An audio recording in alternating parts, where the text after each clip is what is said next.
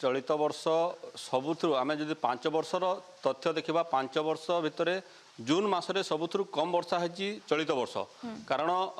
प्रायतः 2021 कथा कहवा 2021 209% वर्षा होता एवं 2022 रे से भली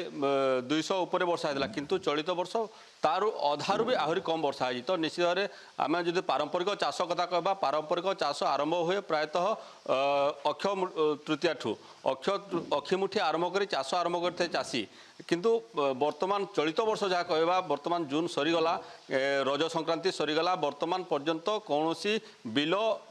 चषा होनी अर्थात जोता बुहा होनी तो निश्चित धान बुणवा तो केबे पुणी ताकू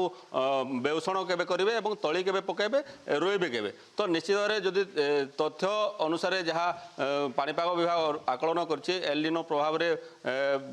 में वर्षा कम होगा किंतु वर्षा कम संग को विलंब होइछि जहाँफल चाषी एवं चिंतार पड़ी कारण जिते ठीक समय वर्षा नहब ठीक समय चाष नहब ताले रुआ बेउषण बेले समस्यार सम्मुखीन हे जिते उत्पादन हम से नानादी प्रकार समस्या सृष्टि होता है एवं जो वर्तमान जहाँ वर्षा कम होती विलंब होती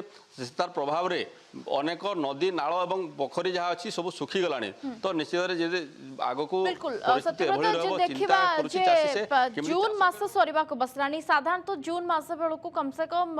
माने मौसुमी अधा हो जाए किंतु एथर विलंब मौसुमी सहित मौसुमी लुचकाली खेल जो चाषी भाई बर्तमान चिंतार आग को परिस्थिति कौन है आशंका प्रकाश पाई।